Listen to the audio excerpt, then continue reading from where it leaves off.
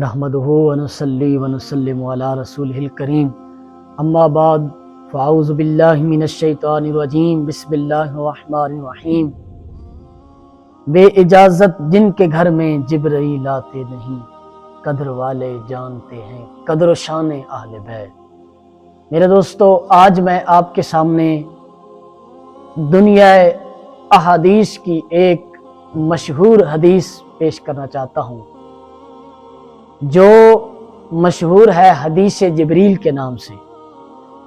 اس حدیث کو کئی محدثین نے ذکر کیا ہے، ان میں مشکات شریف، اربعین نووی، مسلم شریف وغیرہ وغیرہ کتب شامل ہیں۔ میں آپ کے سامنے یہ حدیث اربعین شریف سے بیان کرنے کی سعادت حاصل کروں گا۔ ان عمر رضی اللہ تعالی عنہ قال بینما نحن جلوس عند رسول اللہ صلی اللہ علیہ وآلہ وسلم ذات یوم اذ طلع علینا رجل شدید بیاض الثیاب شدید سواد الشعر۔ فرماتے ہیں کہ ہم امام الانبیاء حضور صلی اللہ علیہ وآلہ وسلم کے گرد بینما نحن جلوس عند رسول اللہ صلی اللہ علیہ وآلہ وسلم، اس اسنا میں، اس دوران کہ ہم امام الانبیاء حضور صلی اللہ علیہ وآلہ وسلم کے ساتھ بیٹھے تھے، اور کیا وہ تصور ہوگا، کیا وہ منظر ہوگا، گویا چاند کے گرد تارے ہوں یا شمع کے گرد پروانے ہوں۔ اور آپ فرماتے ہیں کہ ایک شخص آیا، ہم آپ کے پاس بیٹھے تھے تو ایک شخص آیا جس کے شدید سیاہ بال تھے اور شدید سفید اس کا لباس تھا۔ لا یرا علیہ اثر السفر ولا یعرفہ منا۔ فرماتے ہیں کہ اس پر کوئی سفر کے آثار بھی نظر نہیں آ رہے تھے کہ ہم کہیں مسافر ہے، اور ہم میں سے اسے کوئی جانتا بھی نہ تھا۔ حتی جلس الی النبی صلی اللہ علیہ وآلہ وسلم، فرمایا یہاں تک کہ وہ حضور صلی اللہ علیہ وآلہ وسلم کے پاس آ کر بیٹھ گیا۔ فَأَسْنَدَ رُكْبَتَيْهِ إِلَى رُكْبَتَيْهِ وَوَضَعَ كَفَّيْهِ عَلَى فَخِذَيْهِ۔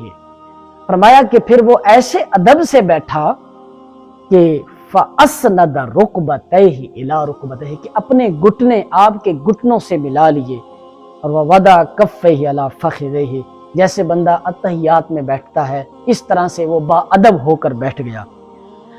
وَقَالَ يَا مُحَمَّدُ أَخْبِرْنِي عَنِ الْإِسْلَامِ، اور عرض کی کہ اے محمد مجھے اسلام کے متعلق خبر دیجئے کہ اسلام کیا ہے۔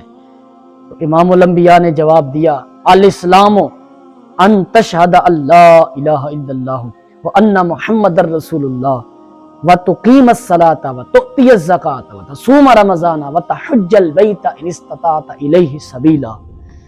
فرمایا کہ حضور نے بتایا، سنو میں بتاتا ہوں۔ آپ نے فرمایا میں بتاتا ہوں کیا ہے اسلام۔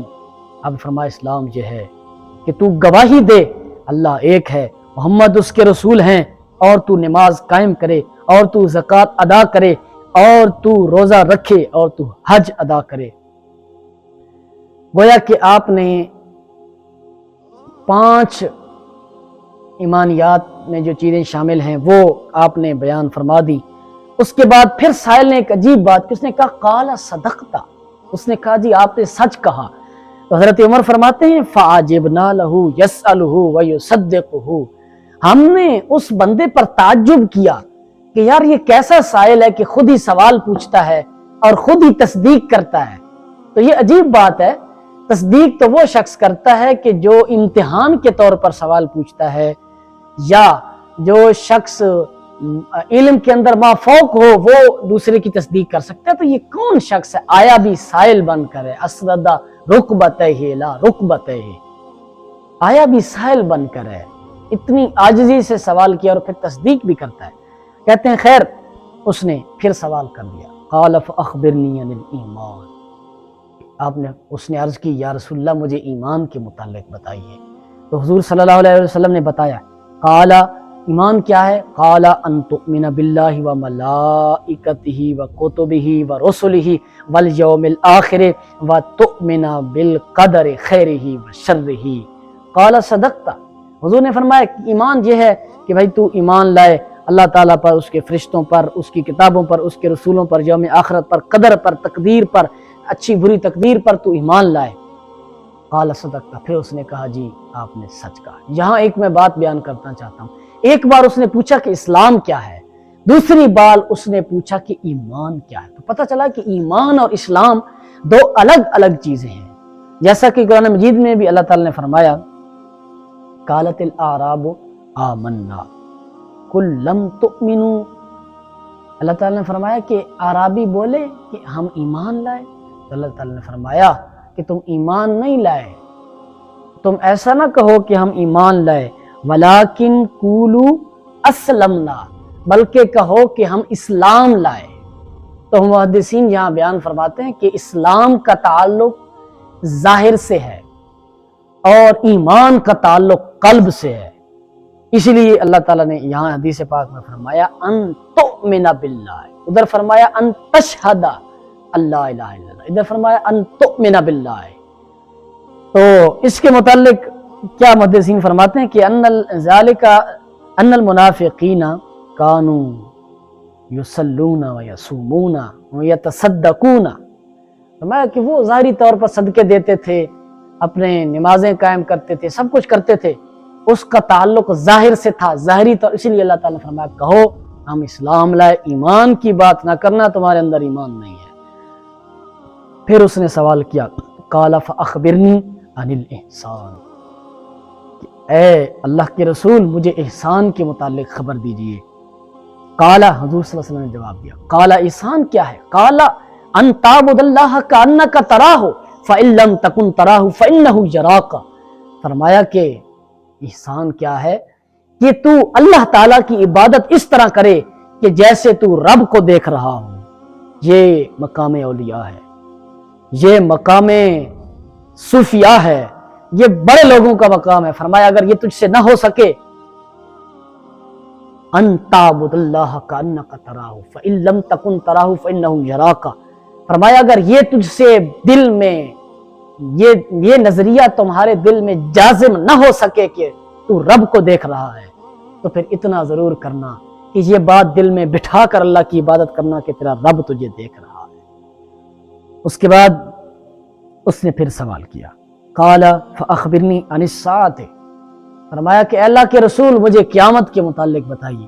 آپ نے فرمایا قال مل مسئول عنہا بعالم من السائل، آپ نے فرمایا کہ ہاں قیامت کے متعلق آپ نے جواب دیا کہ جو مسئول ہے، جو پوچھا گیا ہے، وہ سائل سے بڑھ کر جاننے والا نہیں ہے۔ یہ آپ کی عاجزی تھی، آپ کی انکساری تھی، ورنہ کیا وہ کوئی غیب بھلا کیا تجھ سے نہاں رہے، جب خدائی نہ تجھ سے چھپا تم پہ کروڑوں درود۔ جب اللہ عز و جل کی ذات نہیں بے حجاب دیدار کرائے تو پھر اور کیا غیب باقی رہ جاتا ہے۔ خیر یہ آپ کی عاجزی تھی، کوئی منافق یہاں سے دلیل اس بات کی پکڑ نہیں سکتا عدم علم کی کہ ان کو پتہ نہیں تھا تو انہوں نے کہا جی مجھے تو زیادہ پتہ ہی نہیں ہے، تمہیں زیادہ پتہ ہے۔ اگر ایسا ہی ہوتا تو پھر آگے آپ نے کیوں بیان فرمایا؟ اس نے کہا چلو ایسا کیجئے قال فاخبرنی عن اماراتها، اچھا پھر مجھے اس کی کچھ علامات بیان کر دیجئے۔ تو حضور صلی اللہ علیہ وسلم نے علامات بیان فرمائی۔ آپ نے فرمایا قال ان تلد الامۃ ربتها، اللہ اکبر۔ آپ نے فرمایا قیامت کی نشانی کیا ہے؟ قیامت کی نشانی کیا ہے کہ لونڈی اپنے آقا کو جنے گی، لونڈی اپنی مالکن کو جنے گی۔ کیا معنی اور اس کا مفہوم؟ بہت محدثین نے اس کے متعلق کئی اقوال لکھے ہیں، لیکن جو زیادہ راجح بات ہے وہ یہ ہے کہ ایسا دور آئے گا، ایسا دور آئے گا کہ بیٹیاں بیٹے اولاد ماں باپ پر ایسا حکم چلائے گی کہ اس بات کے وہ مرادف ہو جائے گا، اپنی اولاد کو پیدا کرنا، کسی کو پیدا کرنا اس بات کے مرادف ہو جائے گا کہ کل یہی بڑا ہو کے ہم پہ حکم چلائے گا، ماں کے ساتھ اتنا برا سلوک کیا جانے لگے گا۔ آگے دوسری نشانی بیان فرمائی وَأَن تَرَى الْحُفَاةَ الْعُرَاةَ الْعَالَةَ رِيَاءَ الشَّاءِ يَتَطَاوَلُونَ فِي الْبُنْيَانِ، فرمایا ہاں ایک اور نشانی یہ کہ وہ لوگ جو پاؤں سے ننگے، بدن سے ننگے، بھوکے، بکریاں چرانے والے غریب لوگ بڑے بڑے محلوں میں، بڑی بڑی عمارتوں میں تکبر کرتے ہوں گے۔ اس کی بھی کئی شروحات محدثین نے بیان کی ہیں۔ ایک تو یہ ہے کہ زمانے کے خسیس اور بدتر لوگ وہ عزت والے ہو جائیں گے، یعنی عزت کا معیار ہی ختم ہو جائے گا۔ اسی لیے علامہ اقبال نے فرمایا کہ غلامی میں بدل جاتے ہیں قوموں کے ضمیر۔ تھا جو ناخوب بتدریج وہی خوب ہوا، کہ غلامی میں بدل جاتے ہیں قوموں کے ضمیر۔ کہ جو خسیس اور کمینے لوگ تھے معاشرے کے، ان کو عزت دی جائے گی۔ جو علماء، صوفیاء، اتقیاء لوگ تھے، ان پر تان کیا جائے گا۔ اس معاشرے میں تو آپ دیکھ لیجئے، جو باشرح شخص نظر آئے اس کو بھی تان و تشنیع کا نشانہ بنایا جاتا ہے۔ کسی کے چہرے پر اگر کوئی داڑھی دیکھ لے تو اس کو بھی اٹھنے بیٹھنا اس کا حرام کر دیا جاتا ہے۔ اور دوسری جانب برے لوگ، ناچنے والے، گانے والے، یہ سٹار ہے، یہ ٹک ٹاکر ہے، یہ یوٹیوبر ہے، یہ فلاں ہے، یہ بلاگر ہے۔ سبحان اللہ، سیدھی سیدھی بات کیوں نہیں کرتے جو سارے میراسیوں کے ٹولے ہیں۔ تھا جو ناخوب بتدریج وہی خوب ہوا، کہ غلامی میں بدل جاتے ہیں قوموں کے ضمیر۔ یہ میوزیشین ہے، یہ جوکر ہے، یہ کامیڈین ہے۔ سارے کمینے لوگ عزت پا چکے ہیں، ان کو ٹائٹل دیے جا رہے ہیں، ان کو بڑی بڑی شہرتیں اور عزتیں دی جا رہی ہیں۔ خیر، یہ نشانیاں بیان کر کے حضرت عمر فرماتے ہیں سم من طلقا، پھر وہ بندہ روانہ ہو گیا۔ فلبست ملیا، فرمایا ہاں پھر کچھ وقت ہم حضور صلی اللہ علیہ وسلم کے پاس بیٹھے، وہ بندہ روانہ ہو گیا۔ پھر اتنے میں حضور نے خود بھی مجھ سے پوچھا، قالا یا عمر اتدری من السائل، اے عمر کیا تو جانتا ہے کہ یہ سائل کون تھا؟ خدا کی قسم ایمان تازہ ہو جاتا ہے یہ بات سن کے۔ حضرت عمر نے جواب کیا دیا؟ قلت اللہ عالم ورسولہ عالم، فرمایا ہاں، جواب کیا دیا؟ انہوں نے پوچھا یا عمر اتدری من السائل، اے عمر تو جانتا ہے یہ سائل کون تھا؟ حضرت عمر فرماتے ہیں قلت اللہ عالم ورسولہ عالم، فرمایا ہاں اللہ جانے اور اس کا رسول جانے۔ یہ نہیں فرمایا کہ اللہ ہی جانتا ہے، غیب کی خبریں تو اللہ ہی جانتا ہے، بس اللہ ہی جانے، فرمایا اللہ جانے اور اس کا رسول بھی جانے۔ تو پھر رسول نے بتایا، آپ صلی اللہ علیہ وسلم نے فرمایا قال فإنہ جبریل، فرمایا وہ تو جبریل تھا۔ اتاکم یعلمکم دینکم، فرمایا کہ وہ جبریل تھا، وہ تمہارے پاس آیا تھا، تم کو تمہارا دین سکھانے آیا تھا۔ یہ نہیں فرمایا کہ مجھ کو میرا دین سکھانے آیا تھا، مجھے بتانے آیا تھا، مجھے پڑھانے آیا تھا۔ فرمایا اتاکم، وہ تو تمہارے پاس آیا تھا، وہ تو تمہارے لیے آیا تھا۔ اتاکم یعلمکم دینکم، تمہیں تمہارا دین سکھانے آیا تھا۔ تو دیکھیں، بے اجازت جن کے گھر میں جبرائیل آتے نہیں، اس شان اس بارگاہ کا کیا عالم ہوگا کہ جہاں جبریل بھی سائل بن کر آ رہا ہے۔ یہ کچھ خاص باتیں تھیں جو اللہ تعالیٰ بھیجنا چاہتا تھا، بتانا چاہتا تھا۔ تو کیسے انداز میں جبریل امین اس بات کی، ان باتوں کی، اس حدیث کی تاکید کے لیے اللہ تعالیٰ نے یہ سارا نظام، یہ سارا حکم فرمایا کہ جبریل تم جانا۔ ویسے تو جبریل امین تشریف لاتے تو وحی کا پیغام اللہ تعالیٰ کا دے کے رخصت ہو جاتے، لیکن اس موقع پر فرمایا جانا، یہ کرنا، کسی کے روپ میں جانا، اس لباس میں جانا، اس رنگ میں جانا، اس روپ میں جانا، اس طرح سے جانا، اس طرح سے سوال کرنا۔